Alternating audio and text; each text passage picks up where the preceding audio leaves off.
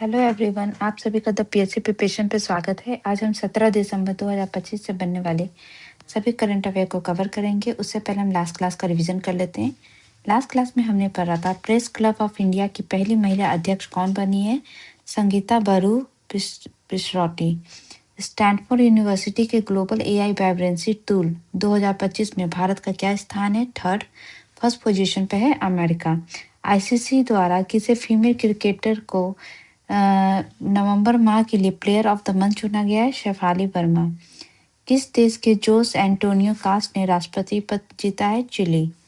किस केंद्र सरकार की किस योजना की जगह वीवीजी रामजी 2025 को प्रस्तावित किया गया है, एमजी नरेगा को।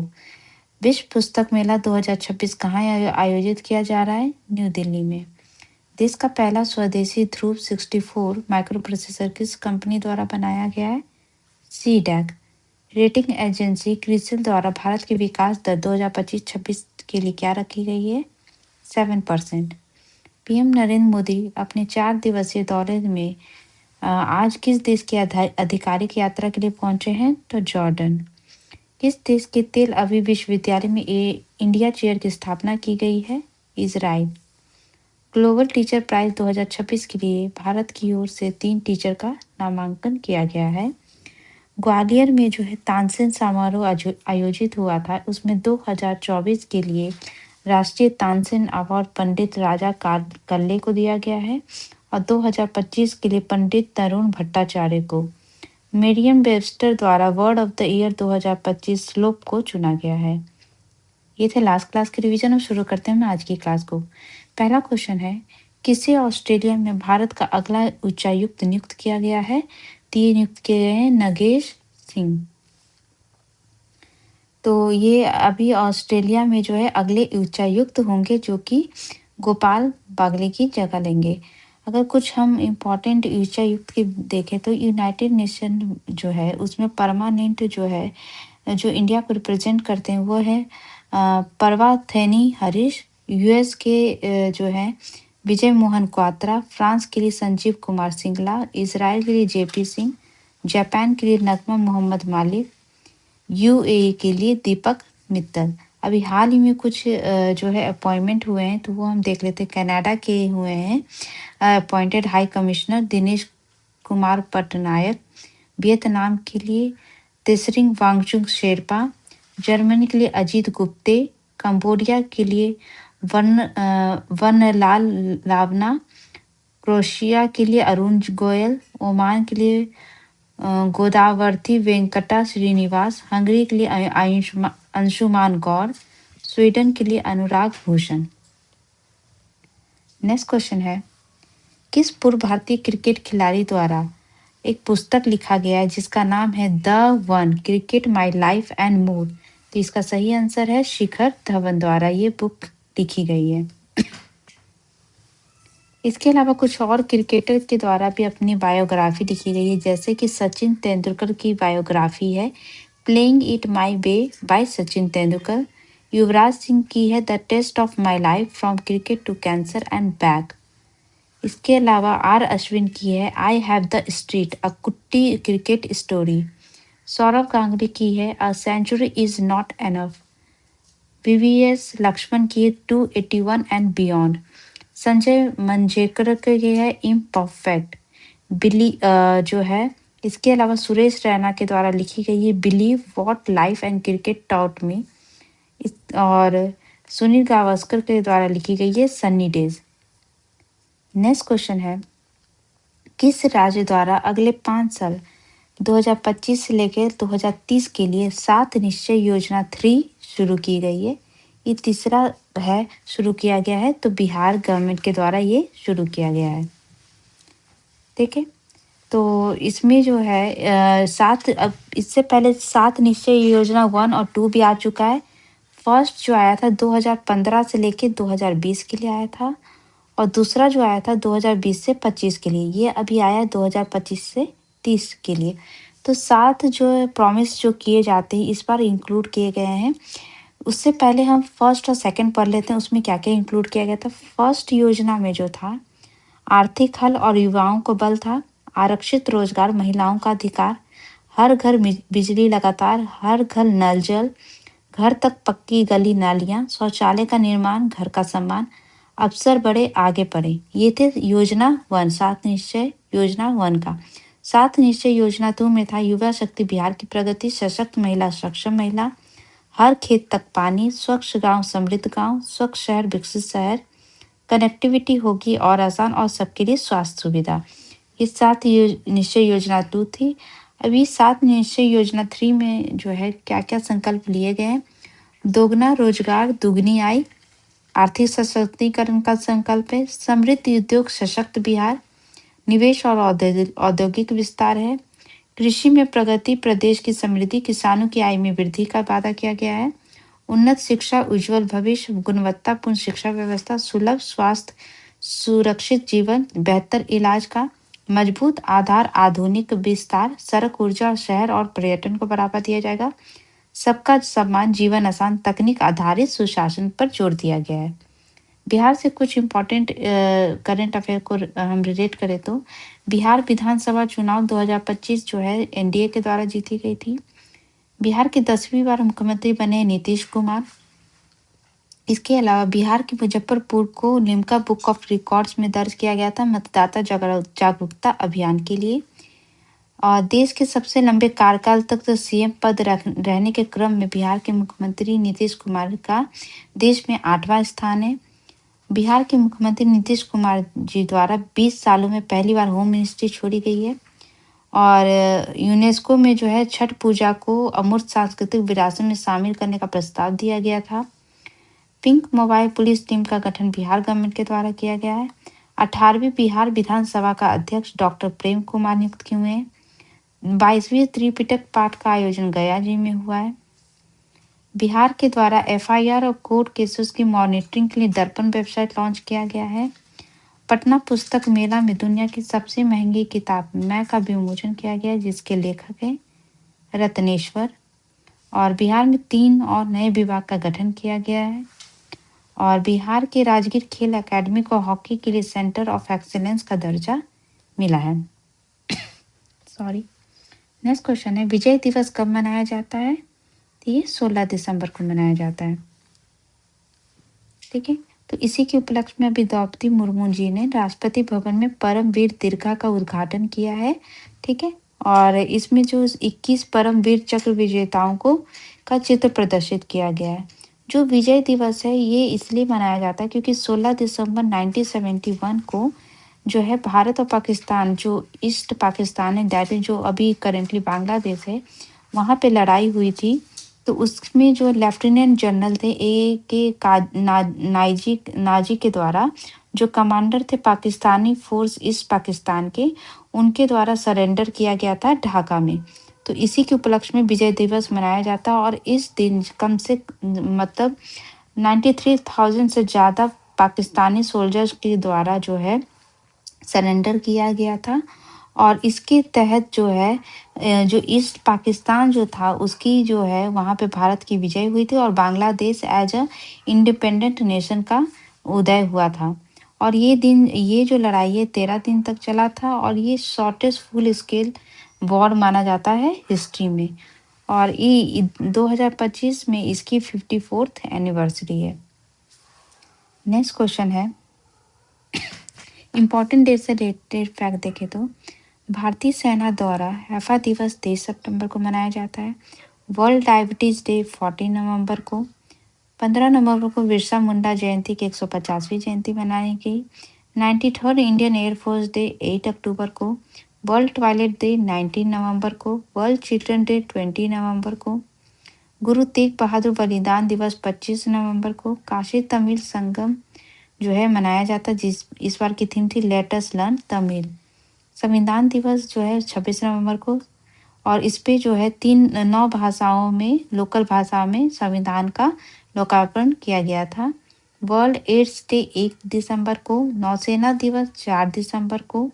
इंटरनेशनल चीता डे 4 दिसंबर को मनाया जाता है। महापरिनिर्वाण दिवस 6 दिसंबर को और विश्व मानवाधिकार दिवस 10 दिसंबर को। नेक्स्ट क्वेश्चन है देश का पहला लोकोमोटिव रेस्टोरेंट किस शहर के शिवकी रेलवे स्टेशन पर शुरू किया जाएगा, तो ये है प्रयागराज। ठीक है, तो भारतीय रेलवे जो है नवाचार के में अब रेल कोच रेस्टोरेंट के बाद ट्रेन के इंजन यानी लोकोमोटिव को रेस्टोरेंट में बदलने जा रहे हैं। तो देश का सबसे पहला लोकोमोटिव रेस्टोरेंट जो है प्रयागराज के शिवकी रेलवे स्टेशन पे शुरू किया जाएगा। कुछ फर्स्ट इन इंडिया से फैक्ट देखें तो देश का पहला हाइड्रोजन चालित वाटर टैक्सी काशी में शुरू किया गया है। भारत का पहला स्वदेशी मानवयुक्त पनडुब्बी जिसका नाम मत्स्य 6000 है, इसे इंडिया इंटरनेशनल साइंस फेस्टिवल में प्रदर्शित किया गया था। रेलवे द्वारा ई बाइक रेंटल सेवा पहली बार जो है कोझिकोड में शुरू की गई है। देश का पहला स्वदेशी ध्रुव 64 सीडैक के द्वारा बनाया गया है। वाटर पॉजिटिव एयरपोर्ट का दर्जा पाने वाला देश का पहला एयरपोर्ट आईजीआई एयरपोर्ट है। भारत में पहली बार सैफरन एयरक्राफ्ट इंजन के द्वारा एमआरओ शुरू किया गया है। देश का पहला orbiter rocket Vikram Skyroot Aerospace के द्वारा बनाया गया है। देश में पहली बार राष्ट्रीय ध्वज को सम्मानजनक तरीके से रिसाइकलिंग करने का वैज्ञानिक मॉडल पानीपत हरियाणा में प्रदर्शित किया गया है। और आदिवासी समूह के लिए जीनोम सीक्वेंसिंग अपनाने वाला भारत का पहला राज्य गुजरात है। केंद्र सरकार द्वारा पहली बार नेशनल हाईवे पे सौर ऊर्जा संयंत्र स्थापित करने की योजना बनाई गई है। नेक्स्ट क्वेश्चन है, किस अंतर्राष्ट्रीय समझौते के 10 साल पूरे हुए? तो ये पेरिस एग्रीमेंट के जो है 10 साल पूरे हुए, क्योंकि ये 2015 में हुआ था। ठीक है, तो पेरिस एग्रीमेंट क्या है? पेरिस एग्रीमेंट एक जलवायु परिवर्तन से निपटने के लिए कानूनी रूप से बाध्यकारी अंतर्राष्ट्रीय संधि है। इसे 12 दिसंबर 2015 को पेरिस फ्रांस में आयोजित संयुक्त राष्ट्र के जलवायु सम्मेलन कोप 21 में 196 देशों द्वारा अपनाया गया था। इसका मुख्य लक्ष्य ये है कि जो वैश्विक औसतन तापमान वृद्धि है, इसको जो है पूर्व औद्योगिक स्तरों से 2 डिग्री सेल्सियस से काफ़ी नीचे रखना है और इसे कम से कम 1.5 डिग्री सेल्सियस तक ही सीमित किए रखना है। ठीक है, अर्थ का जो टेम्परेचर इसको इसको जो अपनाया गया था, ये 4 नवंबर 2016 को लागू किया गया था।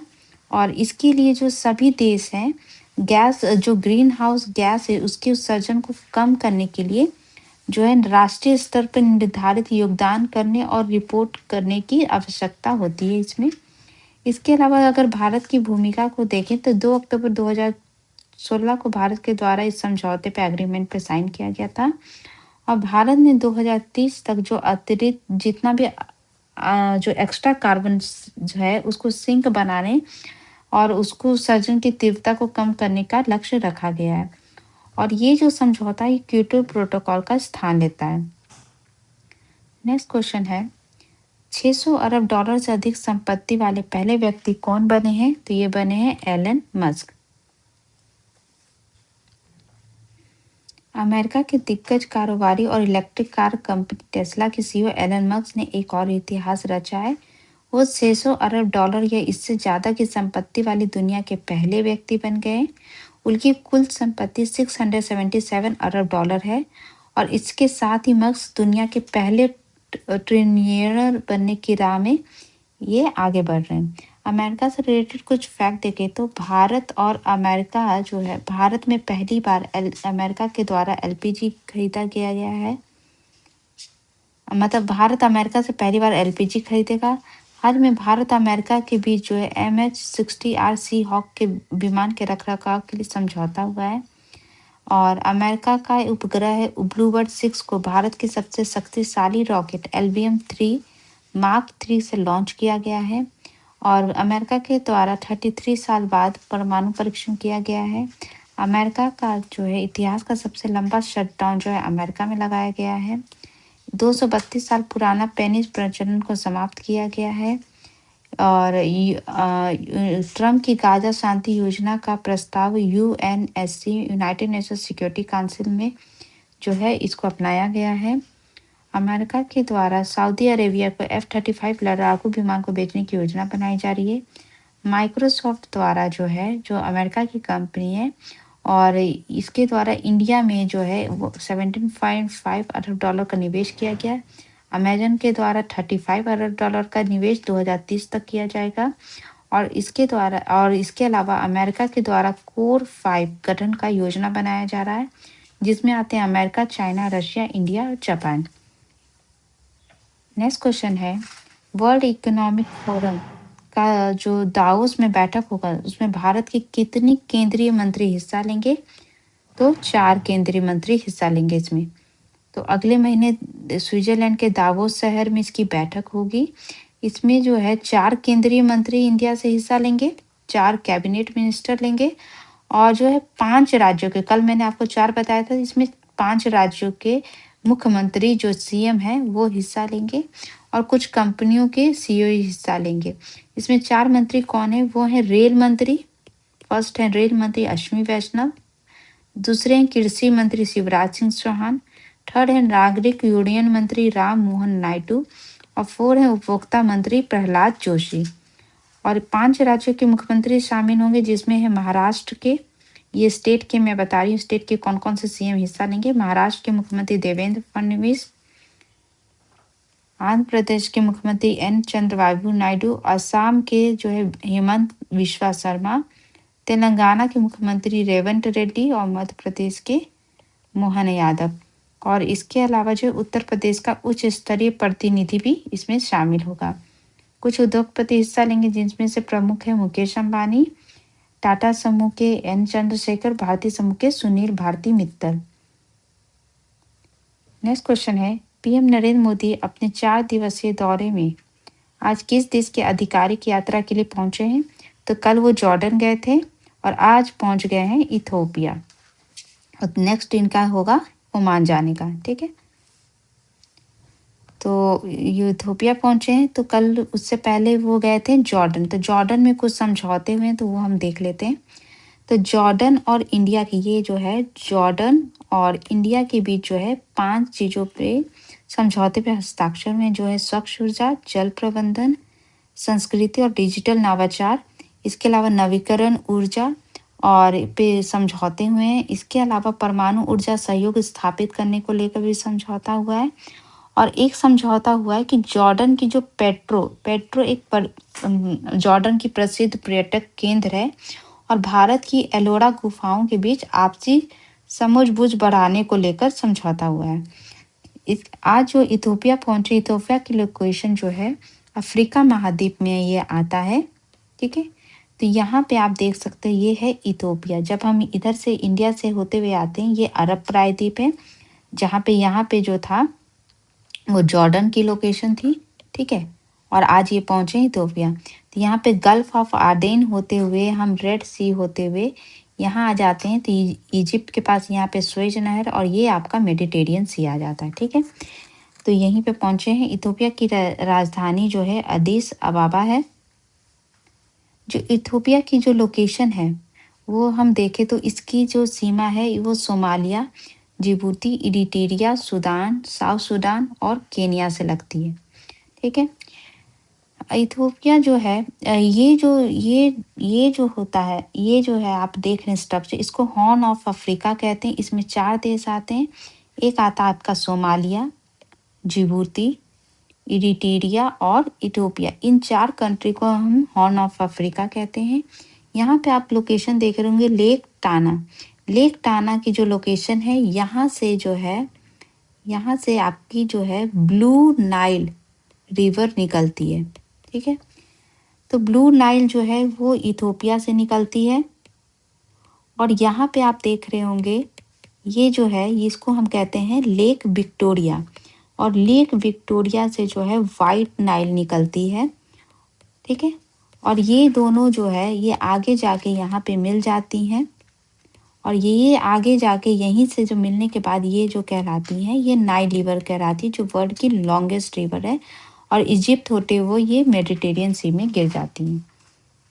ठीक है, नेक्स्ट क्वेश्चन है, अबू धाबी में आयोजित आईपीएल 2026 की नीलामी में सबसे महंगे खिलाड़ी कौन बने हैं? तो ये बने हैं कैमरन ग्रीन। ठीक है, तो कैमरन ग्रीन जो है ये सबसे महंगे खिलाड़ी बने हैं। दूसरे हैं पथिराना, थर्ड है कार्तिक शर्मा। इंडिया से देखें तो कार्तिक शर्मा, प्रशांत वीर जो है सबसे महंगे खिलाड़ी चुने गए हैं। अनकैप्ड खिलाड़ी सबसे महंगे जो हैं वो है कार्तिक शर्मा और प्रशांत वीर।